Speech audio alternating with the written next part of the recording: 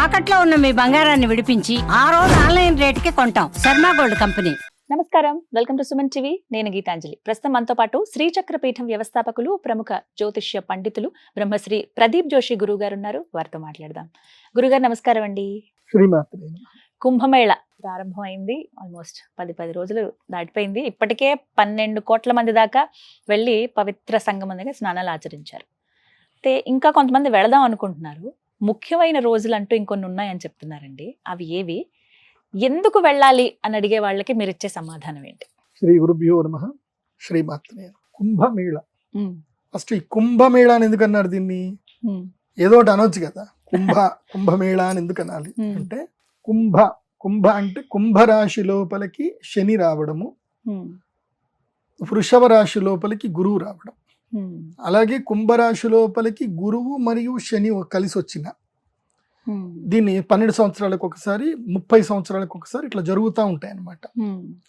అందులోపల శని కుంభరాశిలో అడుగుపెట్టి వృషభ రాశిలో గురుగ్రహం అడుగుపెట్టినప్పుడు మనకి ప్రయాగరాజ్కి పుష్కరాలు వస్తాయి, మహాకుంభమేళ వస్తుంది. కుంభమేళ అని ఎందుకు అనాలి దీనికి అనంటే, పూర్వము అమృత క్షీరసాగర మదనం జరిగింది, అమృతం దొరికింది. అయితే ఆ అమృతము గురించని దేవతలకు రాక్షసులకు గొడవ జరిగినప్పుడు ఆ అమృతం యొక్క 4 బిందువులు ఈ యొక్క భారతదేశంలో 4 ప్రదేశాల్లో పడ్డాయి.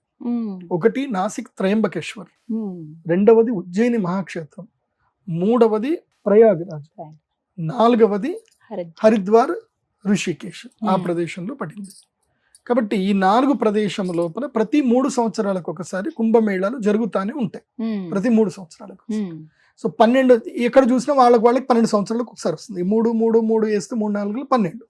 సో త్రయంబకేశ్వర్లో జరిగింది అని అంటే 3 అయిన తర్వాత ప్రయాగరాజ్లోనో లేకపోతే ఉజ్జయిన్లోనో, ఇక్కడ జరిగిందంటే నెక్స్ట్ 3 ఏళ్ళకి ఒకటి.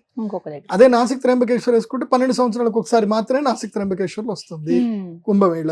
అది మనకి గోదావరి పుష్కరాలు అప్పుడక్కడ కుంభమేళ వస్తుంది, సింహస్థ కుంభమేళ అంటారు. సో అలా కుంభమేళాలు రెగ్యులర్గా వస్తూ ఉంటాయి.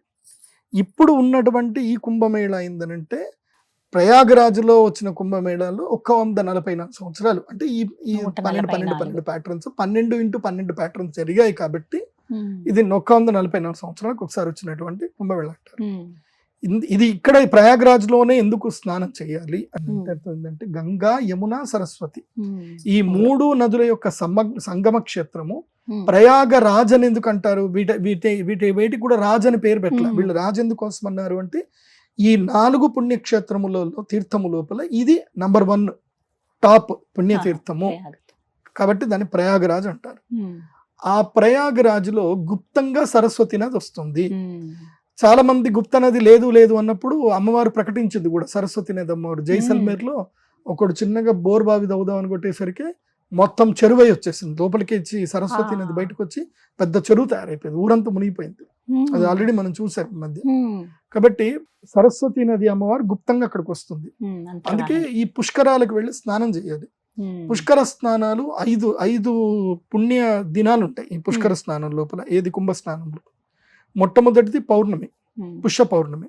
రెండవది మకర సంక్రాంతి, సంక్రమణ కాలం. ఈ 2 అయిపోయి. మూడవది మౌని అమావాస్య, మౌని అమావాస్యలు చేయాలి. తర్వాత వసంత పంచమి, ఆ తర్వాత మహాశివరాత్రి. ఈ 5 రోజులు స్నానం చేయాల్సిందే. ఈ 5 రోజులు తప్పకుండా స్నానం చేయాలి అనే ఉద్దేశంతో అక్కడ అందరూ సన్యాసులు, సాధువులు, నాగసాధువులు టెంట్ వేసుకుని కూర్చున్నారు. వాళ్ళు జనవరి 13 స్నానం చేశారు, 14 సంక్రాంతికి చేసేసారు. పౌర్ణమి, సంక్రాంతి 2కి స్నానం చేశారు. ఆ పౌర్ణమి మిస్ అయిన వాళ్ళు మళ్ళీ మాఘ పౌర్ణమి రోజు కూడా స్నానం చేస్తారు. సో ఎటైనా ఒక పౌర్ణమి రోజు స్నానం చేయాలి, నిండు పౌర్ణమి స్నానం చేయాలి. చేసి మళ్ళీ కంటిన్యూగా మౌని అమావాస్య స్నానం చేయాలి. తర్వాత ఇది కొంతమంది 7 కానీ 8 కానీ కూడా చేస్తారు. రథ సప్తమికి చేస్తారు, తర్వాత మాఘ పౌర్ణమికి చేస్తారు, తర్వాత మాఘ అమావాస్య కూడా చేస్తారు. Most of the end day వచ్చేసి మాఘ అమావాస్య. కాకపోతే చెప్పాను కదా, ఇప్పుడు దీక్షాపరులు, తపస్సంపన్నులందరూ కూడా అక్కడే ఉండి చేస్తారు.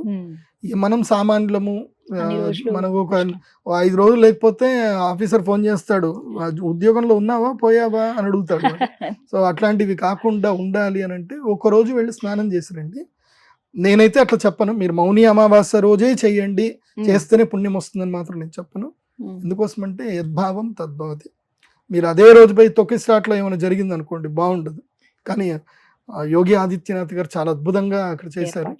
నేను చెప్పేది ఏంటంటే మీరు ప్రయాగరాజ్కి మౌని అమావాస్య రోజు స్నానం చేస్తే మంచిది. మౌని అమావాస్య, వసంత పంచమి, మహాశివరాత్రి, మాఘ అమావాస్య, మాఘ పౌర్ణమి, ఇంకా 5 రోజులు ఉన్నాయి.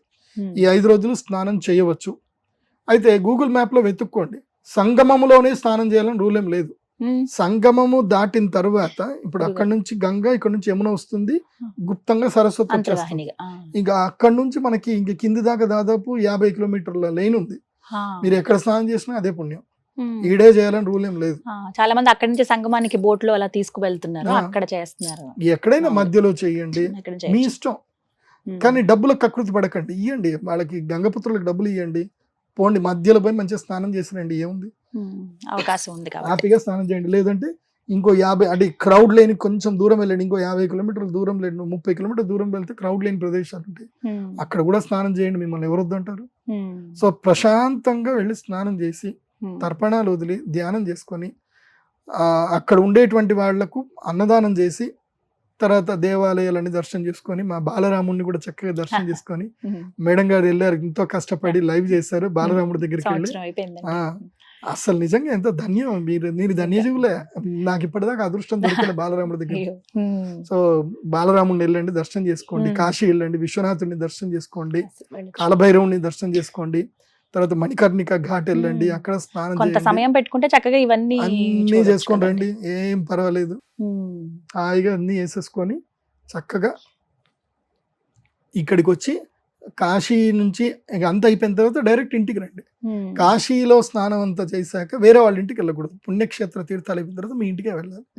ఇలా చేసుకోండి, మంచి జరుగుతుంది. అయితే వేణి దానం చేయవలసింది ఉంటుంది.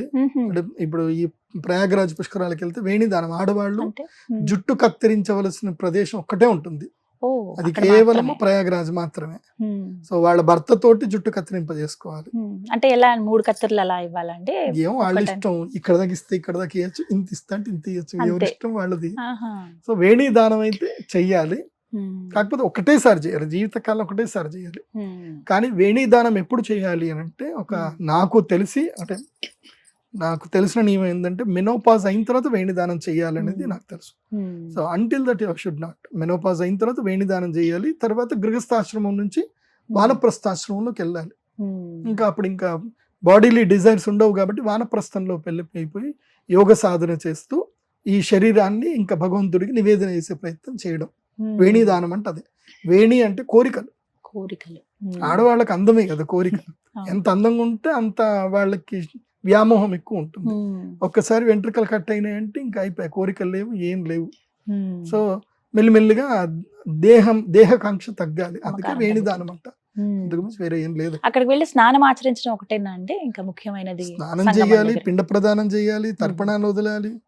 ఇప్పుడు అమ్మ నాన్న లేరు, అమ్మ కానీ నాన్న కానీ లేరు, చేయాలి, పిండ ప్రదానం చేయాలి. సడన్ గా ఎవరైనా పిల్లలు చనిపోయారు, వాళ్ళ కోసం కూడా చెయ్యాలి.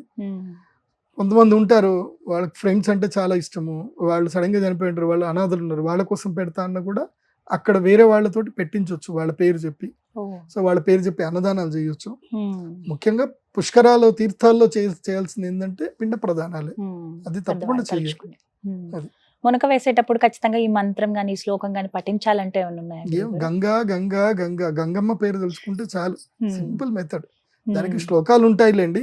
గంగా సింధు సరస్వతి యమున గోదావరి నర్మదా కృష్ణ భీమరతి సలియు శ్రీగండకి గోమతి కావేరి కపిల వరాహతనయ నేత్రావతి ఇత్యాదయో నద్యశ్రీ హరిపాద పంకజ బవాహ కుర్యాద్రువం మంగళం. ఇలా మంచి మంచి శ్లోకాలు ఉంటాయి. అక్కడ కూడా మీకు ఇస్తారులేండి, అక్కడ పాంప్లెంట్లు ఇస్తారు, ఏ శ్లోకాలు చదవాలి ఇంకా కానీ. పుష్కర స్నానం సంబంధించిన శ్లోకాలు కొన్ని ఉంటాయి. అలాగే అక్కడ చాలా మంది అఘోరాలు నాగ సాధువులు ఉంటారు, వారిని దర్శించుకునే అవకాశం కూడా ఉంటుంది. చేయండి కానీ వెకిరి చేష్టలు వెర్రి పనులు చేయకండి, వాళ్ళ కోపాలు వచ్చి వాళ్ళ శాపాలు చాలా. అసలు ఇప్పుడు చూస్తున్నాం కదా గురుగారు, అంటే వాళ్ళని ఇరిటేట్ చేస్తున్నారో అసలు తెలియదు కానీ కొన్ని వీడియోస్ లో చూస్తుంటే భయం వేస్తోంది. వాళ్ళు వెనకాల పడుతున్నారు, కొడుతున్నారు, కోపం తెచ్చుకుంటున్నారు. వీళ్ళు ఏం చేశారో మరి అది మనకి తెలీదు. అది అలాంటివి నిజంగా వాళ్ళు మహిమలు చేయడానికి అక్కడ లేరు, వాళ్ళు సాధన చేసుకోవడానికి ఉన్నారు. మీ బాధలు కష్టాలు వాళ్ళకి చెప్పి వాళ్ళని ఇబ్బంది పెట్టకండి. వాళ్ళు అవైలబుల్లో ఉంటే వాళ్ళకి దండం పెట్టండి, వాళ్ళు ఏదైనా ఇస్తే తీసుకొని వచ్చేసేయండి. వాళ్ళు ఎవ్వరూ డబ్బులు డిమాండ్ చేయరు. మీకు ఏదైనా ఇవ్వాలి అనుకుంటే వాళ్ళకి ఇవ్వండి, అంతేగాని నేను ఇంత ఇస్తా నాకు ఆ పని చేసి పెడతావా ఇట్లాంటి ఎర్రి ముచ్చట్లు మాత్రం చేయకండి. వాళ్ళ కోపాలు వచ్చి వాళ్ళ శాపాలు పెడితే మాత్రం తట్టుకోలేరు మీరు, బాగా గుర్తుపెట్టుకోండి.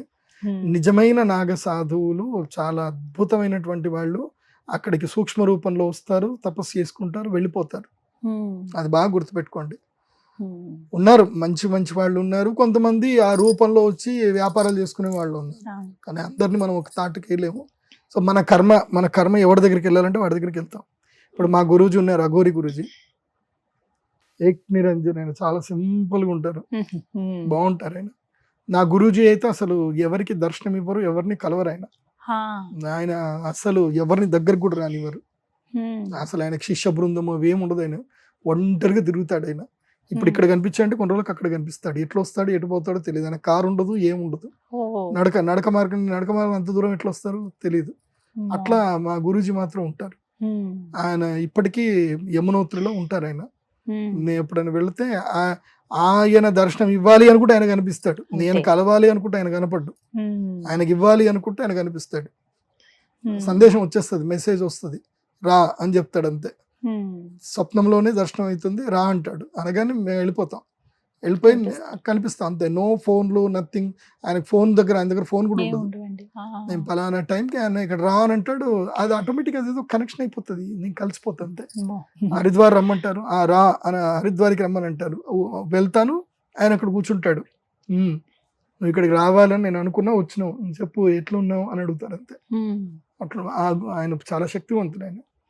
ఆయన ఏమీ అడగడు నా దగ్గర నుంచి, కానీ నాకు ఈ పని చేయమని చెప్తాడు. ఆయన చెప్పిన పని నేను చేయాలి, చేయకపోతే మాత్రం దెబ్బలు పడతాయి. సో అట్లా అది అటువంటి గొప్ప గొప్ప గురువులందరూ ఇక్కడికి వస్తారు కదండి, నాగసాధువులు. మహాశక్తి సంపన్నులు, దేశం యొక్క శ్రేయస్సు కోరే మహానుభావులు ఇప్పటికి ఉన్నారు. వాళ్ళు ఉన్నారు కాబట్టి మనం ఇంత ప్రశాంతంగా ఉండగలుగుతున్నాం. అందుకే వెళ్ళండి, కుంభమేళకి వెళ్ళండి, గొప్ప అవకాశం, చక్కగా స్నానం చేయండి. కనీసం ఒక అరగంట సేపు అయినా స్నానం చేయాలి, అరగంట చేస్తేనే బాగుంటుంది. కానీ మంచి ప్లేస్ చూసుకొని వెళ్ళండి స్నానం. అవకాశాలు కూడా అన్ని ఉన్నాయి, చక్కగా అన్ని ఏర్పాట్లు కూడా చేశారు కాబట్టి ఒకవేళ మరీ ముఖ్యమైన రోజుల్లో కుదరని పక్షంలో మామూలు రోజుల్లోనైనా వెళ్ళి చేస్తే మంచిది కదా. మాఘ అమావాస్య వరకు వెళ్ళండి, శివరాత్రి వరకు. చాలా చక్కగా వివరించారు గురుగారు, ధన్యవాదాలండి. శ్రీమాత్రే.